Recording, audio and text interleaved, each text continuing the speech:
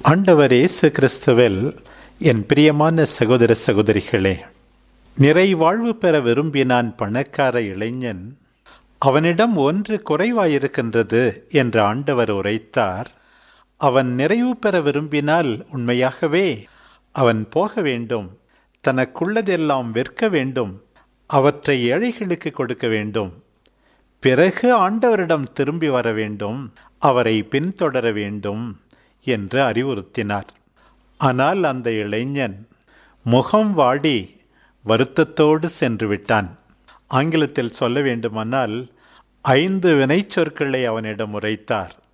கோ, செல், give, come, follow என்று. அவன் ஒன்றை மட்டும்தான் செய்கிறான், அதுவும் வருத்தத்தோடு செய்கிறான். அதாவது அவன் போகின்றான், அவ்வளவுதான். ஆண்டவர் சொன்ன மற்றவற்றை அவன் செய்யவில்லை. ஏனென்றால் அவன் பணத்தை வைத்திருக்கவில்லை, சொத்துக்களை வைத்திருக்கவில்லை, அவனுடைய சொத்துக்கள் தான் அவனை வைத்திருந்தன என்று தெரிந்து கொள்கிறோம்.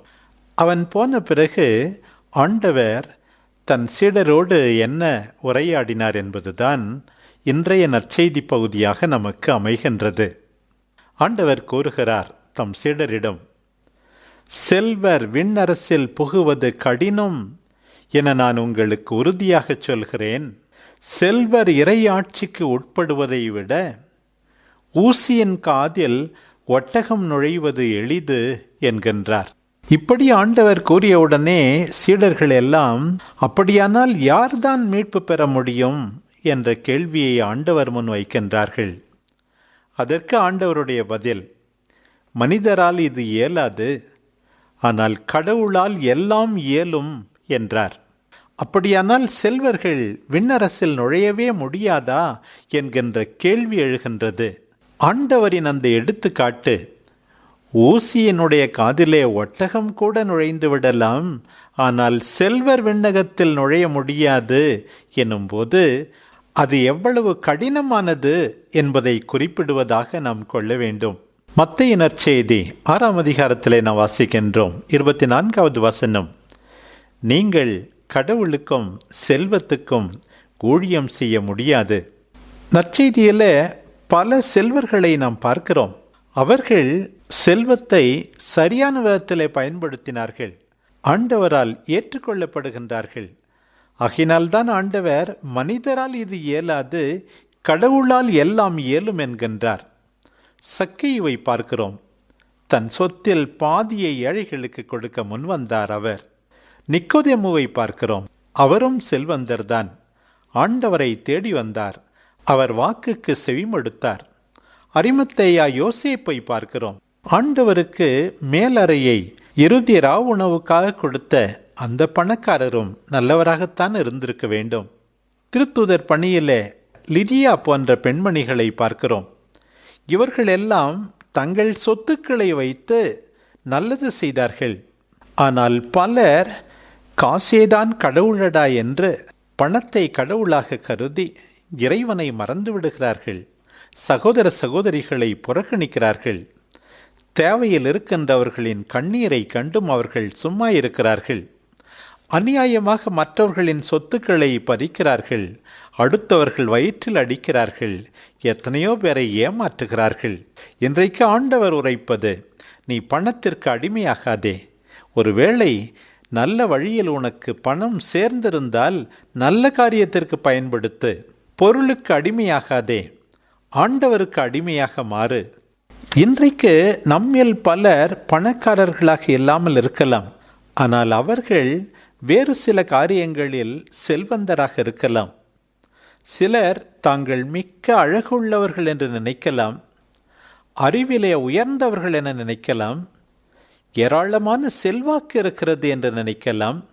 எனக்கு நிறைய நண்பர்கள் உண்டு, பொழுதுபோக்கு சாதனங்கள் உண்டு, வாகனங்கள் உண்டு, டிவி உண்டு, நல்ல மொபைல் உண்டு, இவையெல்லாம் இருக்க எனக்கு யாருமே தேவையில்லை என்கின்ற மனப்பான்மையோடு கடவுளை கூட புறக்கணிக்க வாய்ப்புண்டு. இந்த பொருட்களையெல்லாம் இத்தகையவர்கள் வைத்திருக்கிறார்கள் என்று அர்த்தமல்ல, அந்த பொருட்கள் தான் அவர்களை வைத்திருக்கின்றன. பணக்கார இளைஞன் தன் பணத்தை விட்டு கொடுக்காமல் முகம் வாடி வருத்தத்தோடு சென்றான். பேதுரு இதுதான் தருணம் என்று ஆண்டவரை பார்த்து கேட்கின்றார். இதோ நாங்கள் எல்லாவற்றையும் விட்டுவிட்டு உம்மை பின்பற்றியவர்களாயிற்றே, எங்களுக்கு என்ன கிடைக்கும் என்கின்றார்.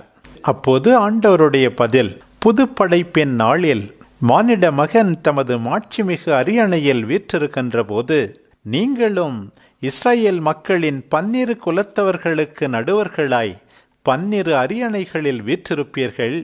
மேலும் என் பெயரின் பொருட்டு வீடுகளையோ சகோதரர்களையோ சகோதரிகளையோ தந்தையையோ தாயையோ பிள்ளைகளையோ நிலபுலங்களையோ விட்டுவிட்ட எவரும் 100 மடங்காக பெறுவர், நிலை வாழ்வையும் உரிமை பேராக அடைவர் என்று வாக்களிக்கின்றார்.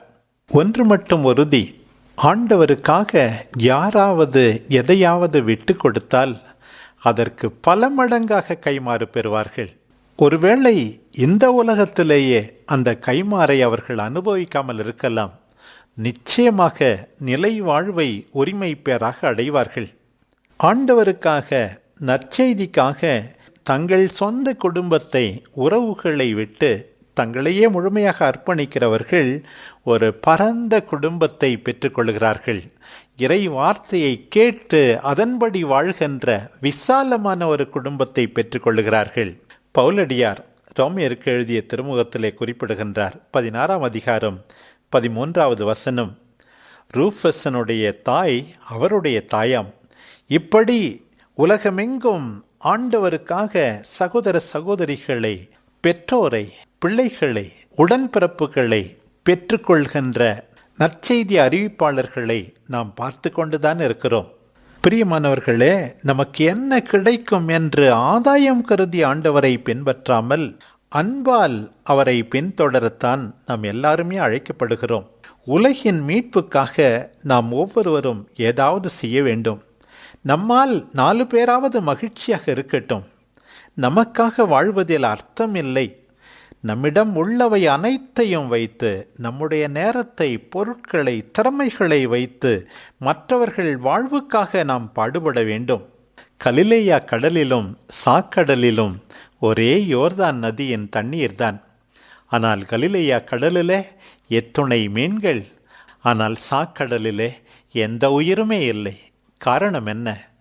கலிலேயா கடல் யோர்தான் நதி நீரை பெற்றுக்கொள்கிறது, திரும்பி கொடுக்கிறது. சாக்கடல் பெற்றுக்கொள்கிறது, கொடுப்பதில்லை. அங்கே வந்து சேருகின்ற தண்ணீர் ஆவியாகி உப்பு மட்டும்தான் மிஞ்சுகிறது. நாம் எல்லாரும் கலிலேயா கடலாக இருக்கத்தான் ஆண்டவர் அழைக்கிறார். சாக்கடலாக யாருக்கும் பிரயோசனமற்ற வாழ்க்கை வாழ ஆண்டவர் நம்மை அழைக்கவில்லை. இறைக்கிற கிணறு ஊறும், ஆனால் இறைக்காத கிணறு நாரும் என்பதை நாம் புரிந்து கொள்வோம். தூய லோயோலா இஞ்ஞாசியார் கூறுவதை இன்றைக்கு மனத்தில் கொள்வோம். அவருடைய ஸ்பிரிச்சுவல் எக்ஸசைசஸ், ஆன்மீக பயிற்சிகள் என்ற நூலிலே குறிப்பிடுகின்றார். சாத்தான் இன்றைக்கு செயல்படுகின்ற விதம் இவ்வாறுதான். பொருட்கள் மீது, சொத்துக்கள் மீது, பணத்தின் மீது அளவு கடந்த ஆசையை முதலில் உண்டு பண்ணுகிறான். 2வது கட்டமாக வீண் புகழ்ச்சியை தேடச் செய்கிறான். இறுதியாக தற்பெருமை கொள்ளச் செய்கின்றான். பணத்தின் மீது அளவு கடந்த பற்று, வீண் புகழ்ச்சி மீது ஆசை, இறுதியாக தற்பெருமை. கடவுளை மறக்கச் செய்கிறான், அடுத்தவர்களை அவமதிக்கச் செய்கிறான். எல்லா பாவங்களும் பெருகுகின்றன என்று குறிப்பிடுகின்றார். சாத்தானின் இத்தகைய சோதனைகளுக்கு இடம் கொடாமல் இருப்போம். இன்றைய முதல் வாசகம் தீர் நகரின் மன்னனுக்கு எதிராக இறைவாக்குனர் எசேக்கியேல் உரைத்த இறைவாக்கு. அவன் எப்படி நடந்து கொண்டானாம் பாருங்கள். இதயத்தில் செருக்கு கொண்டானாம். நானே கடவுள், கடல் நடுவே கடவுளின் அரியணையில் வீற்றிருக்கிறேன் என்று பெருமை பேசினானாம். நான் கடவுளைப் போல் அறிவாளி என்று சொல்லிக் கொண்டானாம். ஒருவேளை அவன் தானியேலை விட கூட அறிவாளியாக இருந்திருக்கலாம். ஆண்டவர் சொல்லுகின்றார், உன்னுடைய ஞானம், உன்னுடைய அறிவு, இவற்றால் நீ சேர்த்து வைத்திருக்கின்ற செல்வம், பொன், வெள்ளி, இவை அனைத்தும் பாழாய் போகும். உன்னை நோக்கி உருவிய வாள் தேடி வரும். உன் பெருமை குலைக்கப்படும். படுகுழி உனக்காக காத்திருக்கிறது. கடல் நடுவே நீ மூழ்கிச் சாவாய். நீ கடவுள் அல்ல, மனிதன்தான் என்பதை அப்போதுதான் புரிந்து கொள்வாய் என்று ஆண்டவர் உரைக்கின்றார். பிரியமானவர்களே, நம் எல்லாருக்கும் மீண்டும் இன்றைக்கு ஆண்டவருடைய வாக்கு எச்சரிக்கையாக அமைகின்றது.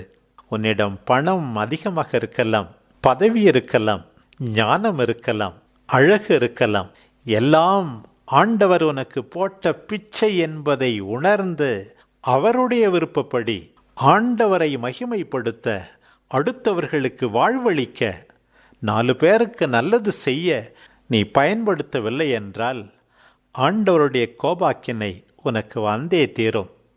உண்மையான நிம்மதி இருக்காது, மகிழ்ச்சி இருக்காது. இன்றைக்கும் நாம் பார்க்கிறோமே, 1000 இருந்தும் தங்கள் உயிரை காப்பாற்றிக் கொள்ள முடியாமல் எத்தனையோ பேர் போக நேரிடுகின்றதே. அந்த ஆண்டவர் இன்றைய நற்செய்தி பகுதி கூறுவது போல முதன்மையானோரை கடைசியாக்குவார், கடைசியானோரை முதன்மையானவராகச் செய்வார். யூதாஸ் முதன்மையானவனாக ஆண்டவரோடு இருந்தான், ஆனால் தன்னையே மாய்த்து கொண்டான். அந்த நல்ல கள்ளன் கடைசியானவனாக இருந்தான், ஆண்டவரால் ஏற்றுக்கொள்ளப்பட்டான். அந்த பணக்கார இளைஞன் எல்லா விதத்திலும் சிறந்தவனாக இருந்தான், செல்வத்தின் மீது அளவில்லாத பற்று, அவ்வளவுதான்.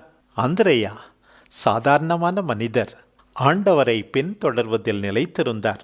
நீ வல்ல செயல்கள் 1000 செய்யலாம், உலகம் உன்னை புகழலாம், எனக்கு யாரும் வேண்டாம் என்று இருமாப்போடு இருக்கலாம், ஆனால் ஆண்டவர் முன் நீ ஒன்றுமில்லாமை என்பதை உணர்ந்து கொள். நம்முடைய அன்பு தாய் அன்னை கன்னிமரியா குறிப்பிடுவது போல அவர் தாழ்ந்தோரை உயர்த்துகிறார், வலியோரை அரியணை நின்று அகற்றினார். அந்த தாழ்ந்தோர், என்னிடம் உள்ளதெல்லாம் நான் இறைவனிடமிருந்து பெற்றுக்கொண்டது, அவருக்கு நன்றி கூறுகிறேன், அவர் கொடுத்ததை வைத்து நான் நல்லது செய்வேன், ஆண்டவரை பிரியப்படுத்துவேன் என்று வாழ்வதால்தான் அவர்களுக்கு அத்தகைய மகிழ்வான வாழ்வு அமைகின்றது என்பதை உணர்ந்திருக்கிறார்கள். நாமோ ஆண்டவரே கூறியது போல லூக்கா 17:10 வாசிக்கிறோமே, நமக்கு குறிக்கப்பட்டதையெல்லாம் செய்த பின் நாம் எல்லாரும் பயனற்ற ஊழியர்கள், நாம் செய்ய வேண்டியதைத்தான் செய்தோம் என்று சொல்லி வீண் பெருமை பேசாமல் ஆண்டவரை சார்ந்திருப்போம், அடுத்தவர்களை மதிப்போம், ஒவ்வொரு நாளும் யாராவது ஒருவருக்காவது நல்லது செய்து நம் வாழ்க்கை பயணத்தை தொடர்வோம். ஆமென்.